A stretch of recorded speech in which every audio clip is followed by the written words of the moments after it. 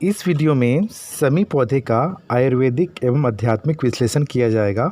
समी का पेड़ एक महत्वपूर्ण हर्बल पौधा है जिसका उल्लेख प्राचीन साहित्य में मिलता है। इसका जो वनस्पति नाम है प्रोसोपिक सिनेरेरिया या मिसोसेसी परिवार से ताल्लुक़ रखता है। इसे छिकुर या खेजरी प्लांट के नाम से भी जाना जाता है। खेजरी के पेड़ की छाल से सांप या बिच्छू के काटने के लिए इस्तेमाल किया जाता है। इसके फलों और पत्तों का प्रयोग तंत्रिका संबंधी विकारों के लिए किया जाता है। इसकी जो छाल है उसका उपयोग डायरिया, डिसेंट्री, पाइल्स व त्वचा संबंधी समस्याओं की दवा बनाई जाती है। इसके अलावा समी के पेड़ की छाल का उपयोग कुष्ठ, ब्रोंकाइटिस, अस्थमा, मांसपेशियों के ट्यूमर को ठीक करने और एकाग्रता में सुधार करने के लिए भी किया जाता है। इस पेड़ का गोंद पौष्टिक और स्वाद में अच्छा होता है। गर्भवती महिला द्वारा प्रसव के समय इसका उपयोग किया जाता है। इस पेड़ के लगभग सभी हिस्से औषधिक गुण के होते हैं। हम देखते हैं कि भारतीय घरों में समी की एक अलग पहचान है। समी का पौधा घर में लगाना बहुत ही शुभ माना जाता है। समी के पौधे की लकड़ियों का उपयोग पूजा में किया जाता है। हम देखते भी हैं कि समी के औषधिक गुण इसे उपयोगी बनाते हैं। समी के पेड़ का उपयोग विभिन्न प्रकार के बीमारियों के इलाज में किया जाता है। समी का पेड़ कांटों युक्त होता है और साथ ही इसमें छोटी छोटी हरी पत्तियों भी पाई जाती है। कम ही लोग इसके औषधिक गुणों के बारे में जानते हैं। अगर आपको इस बारे में जानकारी नहीं है तो इस वीडियो को देखना आपके लिए काफ़ी अधिक महत्वपूर्ण होगा। गाठिया के इलाज के लिए इसका जो छाल काफ़ी अधिक प्रभावकारी होता है। ऑस्टियोआर्थराइटिस के इलाज में भी इसका काफ़ी अधिक इस्तेमाल होता है। और देखेंगे कि गले का जो रोग भी होता है उसके लिए काफ़ी अधिक फ़ायदेमंद है। समी के जो पैर के जो छाल होते हैं उसको पीस लीजिए, पेस्ट बना लीजिए, गले में लगाइए तो काफ़ी अधिक आराम मिलता है, काफ़ी अधिक राहत मिलेगा। वर्टिगो के इलाज के लिए भी इसका इस्तेमाल ब्रेन टॉनिक के रूप में किया जाता है। हम जानते हैं कि भाई आगे तो पढ़ चुके हैं कि सांप या बिच्छू काटने पर इसके छाल का पेस्ट लगाना काफ़ी अधिक उपयोगी होता है। हम देखें इसके अलावा देखें कि अस्थमा की बात करें, डायरिया, खुजली, ल्यूकोडर्मा, रिंगवर्म की बात करें या ब्रोंकाइटिस या सिर चकराना, पीलिया, मसल्स में थकान महसूस होना, त्वचा रोग हो गया, छाती में जकड़न, डिसेंट्री, सांप के काटने के लिए, श्वसन संबंधी रोग एवं जो भी कुष्ठ रोग हो गया तो काफ़ी अधिक काम आता है। जो समी के जो पेड़ में आखिर क्यों इतना अधिक फ़ायदेमंद है समी का पेड़, तो देखते हैं। एल्कलाइटस हो गया या स्टेरॉइड हो गया, अल्कोहल और एल्केन के रूप में कई रासायनिक घटक होते हैं इसमें, जिसका इस्तेमाल कुष्ठ हो गया, पेचिस, अस्थमा, ल्यूकोडर्मा, अपच, है ना, पाचन तंत्र भी गड़बड़ है तो भी काम आएगा भाई ये, है ना। और कान के दर्द के लिए भी काफ़ी अधिक होगा। मतलब जैसे कान का दर्द हो रहा है तो अब इसके जो रस निकालने छाल के और हल्का 2 बूंद डालें कान में तो काफ़ी अधिक इफ़ेक्टिव होता है। इसकी फली में हाँ इसके फूल भी होंगे और फलियाँ भी होती हैं। मतलब इसके जो बीज हैं उसमें क्या होता है, एस्ट्रीजेंट होता है, डेमुलसेंट होता है, पेक्टोरल पार्टिकल होते हैं। इसकी जो छाल में एंटी हाइपरग्लाइमेमिक होते हैं और एंटीऑक्सीडेंट गुण होते हैं, जिसकी वजह से यह डायबिटीज़ के लिए ट्रीटमेंट का भी इस्तेमाल किया जाता है। हाँ, इसके बीज का जो चूर्ण है अगर हम रात को भिगो लें, सुबह इसका उपभोग करें या लें तो डायबिटीज़ या मधुमेह की जो बीमारी है उसमें कंट्रोल भी किया जाता है। काफ़ी अधिक फ़ायदेमंद है भाई। इसमें एंटी माइक्रोबियल या एंटी बैक्टीरियल और एंटी फंगल गुण होते हैं, जिस वजह से ये बैक्टीरिया को पनपने से रोकता है काफ़ी अधिक। जैसे कि अगर आप काढ़ा ही बना रहे हैं तो काढ़े में इस 2 पत्ती डाल दें इसका, है ना, तो काफ़ी अधिक फ़ायदेमंद होता है। और इसके अलावा देखते हैं कि एंटी हाइपर लिमिटेड प्रॉपर्टीज़ की पत्तियों में एंटी हाइपर लिमिटेड प्रॉपर्टीज़ होती है जो ब्लड लिपिड लेवल को कंट्रोल करती है। ये मतलब ये कोलेस्ट्रॉल को बहुत कम कर देता है। मतलब ये बोले कि जो कोलेस्ट्रॉल यानी कि LDL को कम करता है और HDL कोलेस्ट्रॉल को बढ़ाने में मदद करता है। जी हाँ, HDL तो काफ़ी अच्छा ही होता है ना। एंटी बैक्टीरियल प्रॉपर्टी में देखते हैं कि इसकी जो सूखी फलियाँ जो होती हैं उसमें कई स्किन प्रॉब्लम जो होगी उसको काफ़ी अधिक ठीक करता है, क्योंकि इसमें एंटी बैक्टीरियल प्रॉपर्टीज़ होते हैं।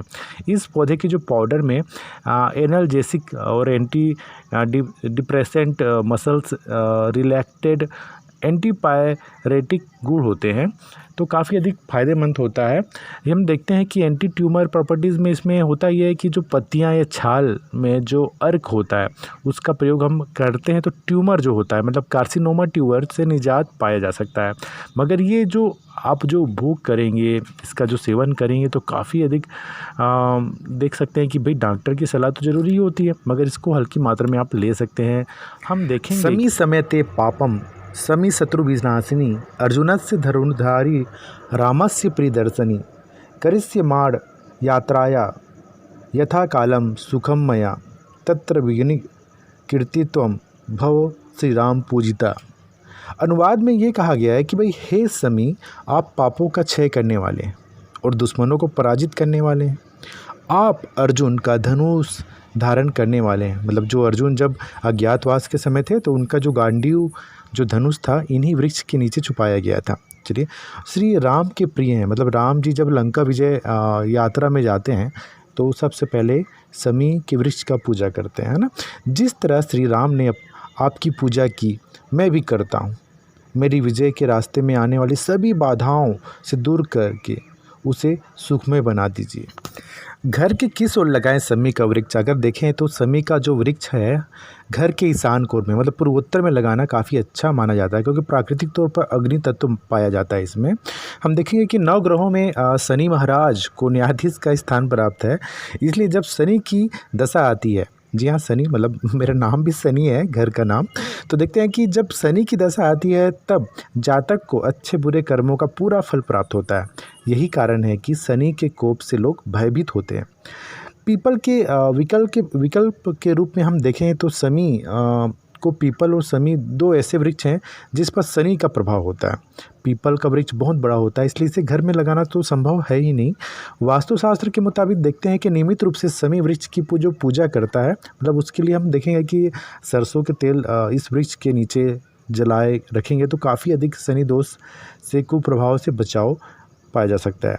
शमी के वृक्ष पर कई देवताओं का वास होता है। सभी यज्ञों में शमी वृक्ष की समिधाओं का प्रयोग शुभ माना जाता है। जब भी हम यज्ञ करें तो उसमें जो लकड़ियां यूज़ करते हैं तो शमी वृक्ष की लकड़ियां या टहनियां या पत्तों का उपयोग करना काफ़ी अच्छा रहेगा, क्योंकि जब ये हवन में घुल जाते हैं, जो वायु के रूप में घुले हुए महसूस होते हैं, तो ये काफ़ी अधिक वातावरण को साफ स्वच्छ वो जीवाणुनाशक कर देते हैं। शमी के कांटों का प्रयोग तंत्र मंत्र बाधाओं और नकारात्मक शक्तियों के नाश के लिए किया जाता है। इसको गेट के पास मतलब घर का जो मुख्य द्वार है उसके आसपास रखा जाता है। शमी के जो पंचांग हो गया या यानी फूल है ना, मतलब पंचांग में मतलब होता है कि फूल, पत्ते, जड़ें, टहनियाँ, जो रस का जो इस्तेमाल कर शनि संबंधी दोषों से जल्द मुक्ति पाया जा सकता है।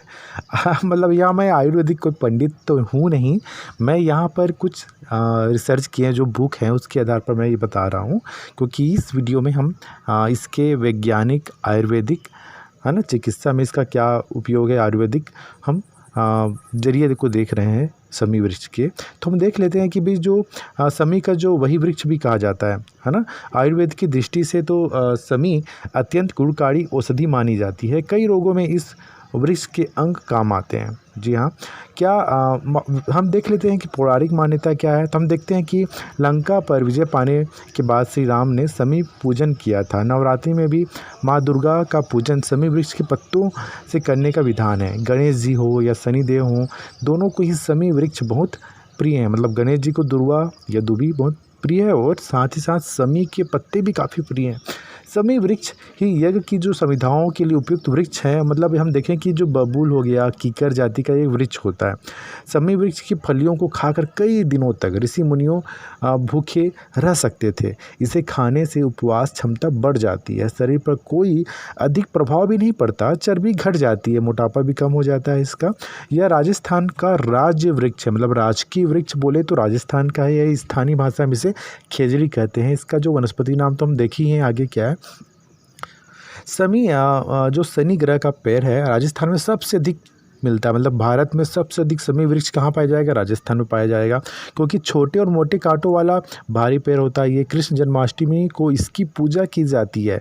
बिश्नोई समाज ने इस पेड़ के काटे जाने पर कई लोगों ने अपनी जान भी दे दी थी, है ना। बहुत विकास हो रहा था राजस्थान में, तो उस समय वृक्ष को काटा जा रहा था। तो ये बिश्नोई समाज, जो काले हिरण के लिए भी जाना जाता है, मतलब इन पर अधिक श्रद्धा रखते हैं ये। तो ये जब काटे जा रहे थे तो अपनी जान भी दे दिए थे। ये पेड़ बरसात में अपने आप पैदा हो जाती है। इस पेड़ के फल को साकर या सागरी भी कहते हैं। कहा जाता है कि लकड़ी के भीतर विशेष आग होती है जो रगड़ने पर निकलती है। इसे सिम्बा या सफ़ेद कीकर भी कहते हैं। समी अर्थात देखें कि छोकर या खेजर के वृक्ष का वल्लभ संप्रदाय में अधिक महत्व माना गया है। हम देखेंगे कि इस वृक्ष का महत्व केवल इस बात पर नहीं कहा जा सकता कि जो जड़ हो गया, तना हो गया और जो पत्तियां हैं, इसका सभी काम आते हैं।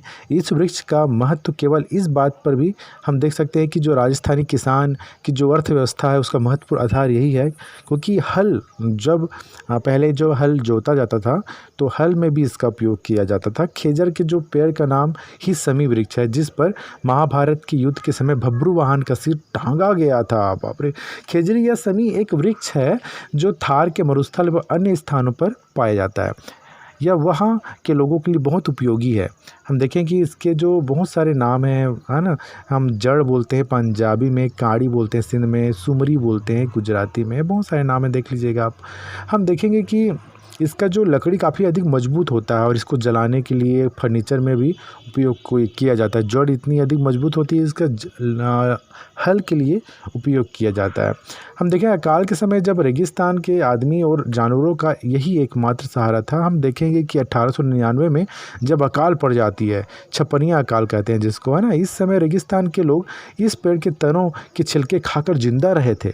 इस पेड़ के नीचे अनाज की पैदा ज़्यादा होती है।